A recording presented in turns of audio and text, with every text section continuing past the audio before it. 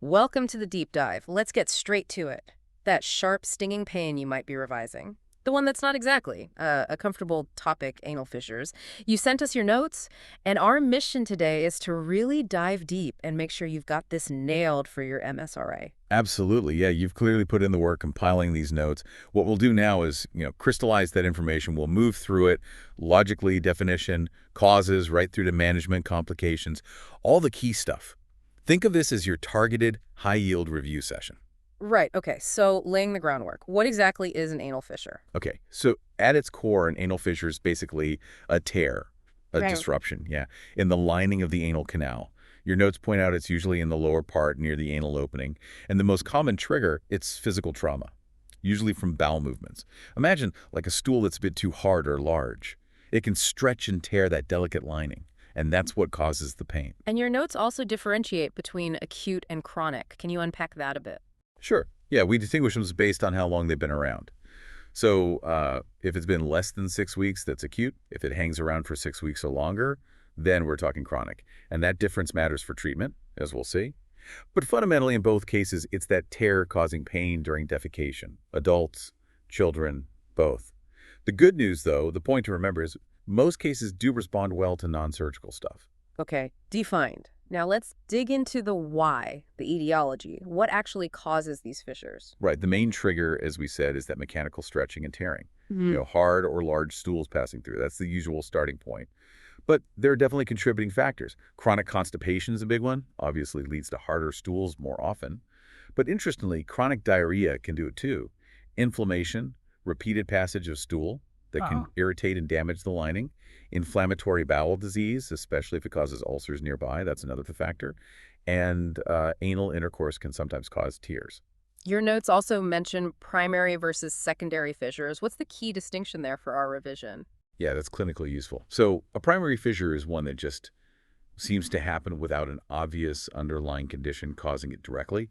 They're often linked to increased resting tone in the internal anal sphincter muscle. We'll touch on that more. Secondary fissures, though, they develop because of something else, an identifiable condition. We mentioned constipation, IBD. Other examples could be, say, STIs affecting that area, or much less often, maybe even a rectal cancer presenting with fissure-like symptoms. Ah, okay. So it's really important to think about secondary causes, especially if the fissure looks a bit odd, maybe it's not in the usual place, or it just isn't healing like you'd expect. And with primary ones, remember that increased sphincter tone is thought to be involved, but the exact why is still, well, it's being researched. Got it. So thinking about who gets this, who's Um, more prone, let's run through the risk factors. Okay, let's group them. Might help with recall. First up, probably the most obvious, bowel-related issues. So chronic constipation, frequent diarrhea, people who habitually strain, that kind of thing. And definitely inflammatory bowel disease. Higher risk. Right. Makes sense. Beyond that, you've got other factors. Things like obesity, anal intercourse, and certain STIs, HIV, syphilis, herpes. They could all contribute to irritation or tissue damage down there. All right, so someone gets that initial tear. What happens next? Walk us through the pathophysiology, the sequence of events. Okay, so initial event, the physical tear, usually from that hard or large stool. Now, the anal canal is packed with nerve endings, super sensitive. That's why it hurts so much. Yeah. When that tear happens, those nerve endings get exposed. Boom, intense pain, especially during and often after a bowel movement. Now, if it becomes chronic, the healing gets messed up. How so? Well, partly due to repeated trauma, every time they go to the toilet. But also the pain itself can cause a reflex spasm. The internal anal sphincter muscle clamps down. And that spasm is crucial because it actually reduces blood flow to the fissure. Less blood flow means slower healing. Exactly. It impairs healing. So you get this vicious cycle. Tear causes pain, pain causes spasm, spasm reduces blood flow, poor blood flow prevents healing, and the tear persists or gets worse. That paints a clear picture, a nasty cycle. Now, this kind of pain and bleeding, it could be other things too, right? What are the main differential diagnoses we need to keep in mind? Precisely. Yeah, you absolutely need to consider other conditions that can look similar. Hemorrhoids are a classic one, bleeding, discomfort. An anal abscess, that's a pocket of pus, can cause significant pain too. Okay. Then there's anal fistula, an abnormal tract connecting the inside to the outside, causes pain, discharge sometimes. Proctitis, just inflammation of the rectum and anus, can cause pain, bleeding.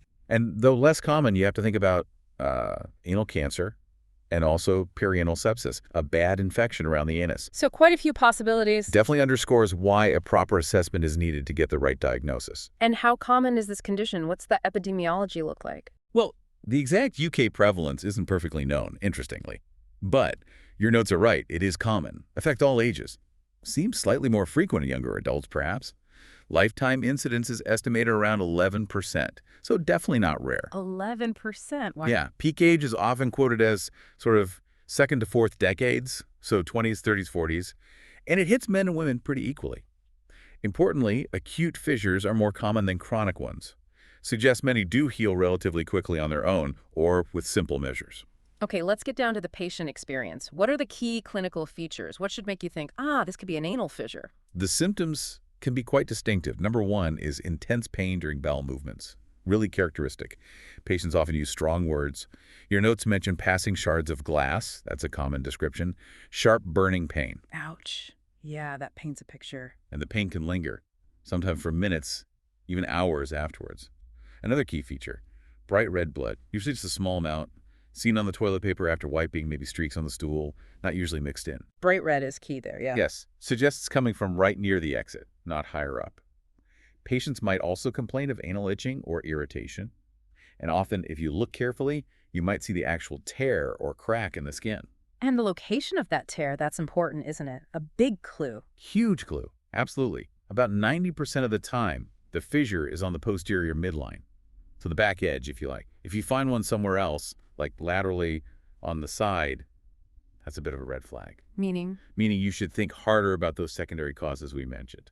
Could it be Crohn's disease, an STI, something else underlying it? So posterior midline is typical. Other locations warrant more thought. So a patient comes in with these symptoms. How do we actually diagnose it? Diagnosis is primarily clinical.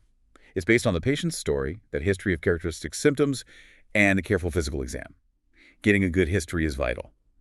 Ask about the pain when it started, what it feels like, timing with bowel movements. Yeah. Ask about bleeding, how much, what color, changes in bowel habits, other symptoms, any relevant past medical history, family history like IBD. And your notes rightly point out something crucial for children. If there's no clear history of constipation or hard stools, you must consider the possibility of sexual abuse. It's an important safeguard. A very important point. Yeah. Then the examination. You might gently check the abdomen, any masses, enlarged organs, signs of fecal loading. Then careful external inspection of the anus often reveals that linear split. But a key point, avoid doing a digital rectal exam, inserting a finger during the acute painful phase if possible. It's often too painful and doesn't usually add much initially. You might defer that. And does the appearance of the fissure itself tell you anything, like acute versus chronic? It can, yes. An acute fissure usually looks quite clean-cut, clear edges, superficial, just a linear tear. A chronic one tends to look, well, more established. It might be deeper. You might see thickened edges. And often there's associated features like a little skin tag at the outer end, sometimes called a sentinel pile. Not a true pile, but a tag related to the chronic inflammation. Okay. And secondary fissures, as we discussed, might look different again, maybe multiple fissures, maybe in that atypical lateral position, maybe irregular edges. So the look gives clues too. So mainly clinical diagnosis. Are investigations ever needed? Usually not for a straightforward typical case. Diagnosis leans heavily on that history and the visual inspection. But yes, investigations might come in if things aren't clear, if you need to rule out those differentials we talked about. Or if you suspect an underlying cause, maybe the fissure is atypical or it's just not healing despite standard treatment. Right. In those situations, you might consider something like an anoscopy, using a small scope to look directly inside the anal canal, or maybe a flexible sigmoidoscopy to get a better look further up. Okay, diagnosis sorted. Let's talk management. How do we treat anal fissures? Right. Management generally follows a sort of stepwise approach. We start with conservative measures first. These are often really effective, especially for acute fissures. This involves things like dietary changes. Boosting fiber intake is key. Softens the stool, makes it easier to pass. Makes sense. Less trauma. Exactly.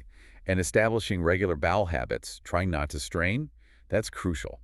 Also sitz baths, just sitting in warm, shallow water for 10-20 minutes, maybe a few times a day. How do they help? They're great for soothing the area, increasing blood flow, which aids healing, and helping that sphincter muscle to relax a bit. Simple but effective symptom relief. Okay, conservative first. What about topical medications? Yeah, if conservative steps aren't enough, or for more persistent cases, topicals are the next step. The main ones work by relaxing that internal anal sphincter muscle. Remember the spasm and reduced blood flow? These tackle that. So you've got nitroglycerin GTN ointment or calcium channel blocker ointments like diltiazem 2%. Right, GTN and diltiazem. They relax the muscle, improve blood flow to the fissure, reduce the spasm and pain, and promote healing. Sometimes oral or topical nifedabin, another calcium channel blocker, might be used too. And if those still don't work, for the really stubborn ones. For those chronic or refractory cases, yeah, we need to think about more interventional options. One is botulinum toxin injections. Injecting Botox directly into that internal sphincter muscle causes temporary paralysis or relaxation. Same principle.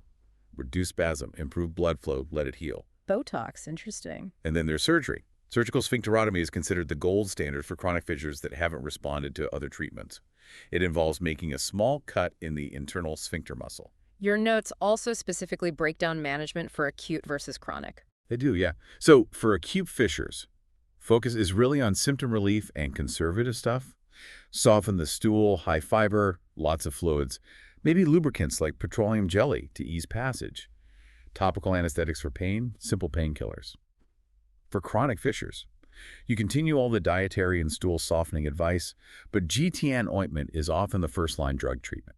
If GTN doesn't work after a decent trial, then you start seriously considering surgery, the sphincterotomy, or perhaps botulinum toxin as an alternative. And managing the pain itself, it sounds like a major feature. It really is. So pain relief options include simple things like paracetamol or ibuprofen. Those warm sitz baths we mentioned provide a lot of comfort. The GTN ointment itself can help with pain by reducing spasm, as well as aiding healing. Its main side effect, though, can be headache. Oh, right. Yeah, due to the vasodilation. Yeah. And for really severe pain, topical anesthetics can numb the area temporarily. But they don't fix the underlying problem, they just mask it while other treatments work. When does a patient need referring on to a specialist? What are the triggers? Good question. Key referral points to remember. For children, if a fissure isn't healing within about 2 weeks, get them seen by a specialist.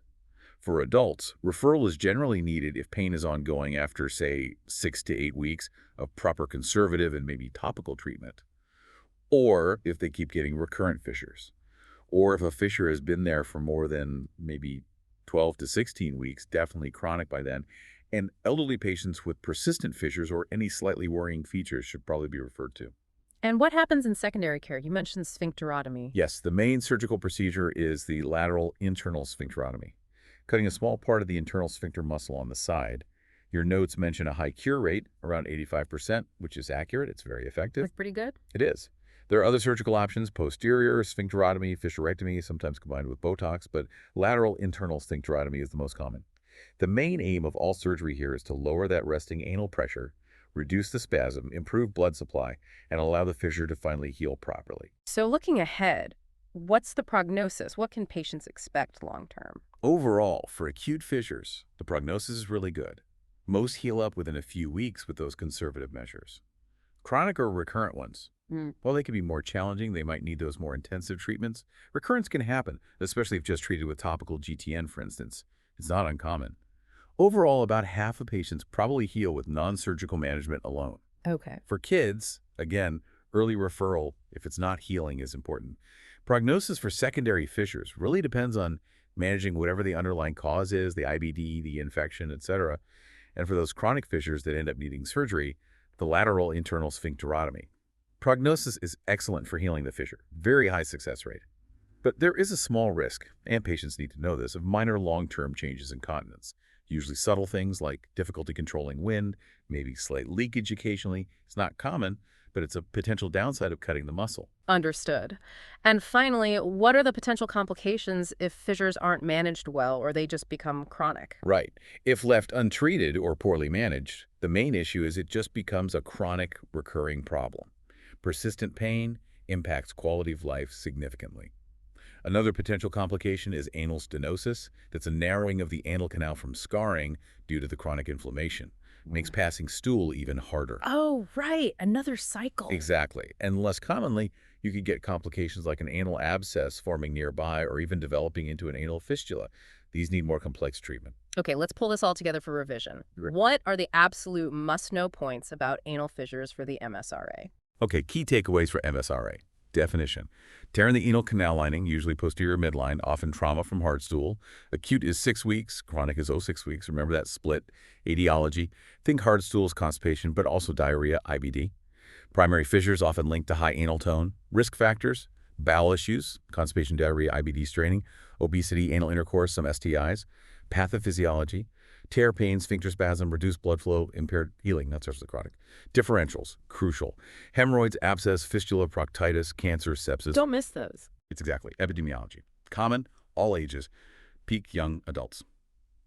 MSF. Acute chronic. Clinical features. The absolute classic is severe pain on defecation, shards of glass, plus bright red blood on paper, maybe itch. Visible tear, usually posterior midline. Diagnosis. Mainly clinical. History plus inspection. Avoid DRE in acute pain if possible. Management, stepwise. 1. Conservative, fiber, fluids, sitz baths, avoid straining.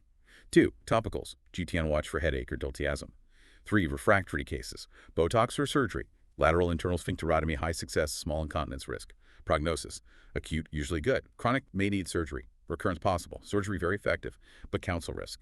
Complications, chronic current fissure, anal stenosis, narrowing, abscess, fistula. Maybe quick demonic, think pain. Pain on defecation, anal bleeding, bright red, itching irritation, noticeable tear, usually posterior. That's brilliant, thank you. Hopefully this deep dive has really solidified anal fissures for your studies. And remember, for more top-notch MSRA revision resources, definitely check out pastmsra.com and also freemsra.com, really valuable sites. Absolutely. And maybe one final thought to take away for your vision. Always consider how the duration of symptoms and the specific appearance and location of the fissure might point you towards acute versus chronic, or perhaps hint at an underlying secondary cause or even a different diagnosis altogether. Keep those differentials active in your mind. Best of luck with the MSRA.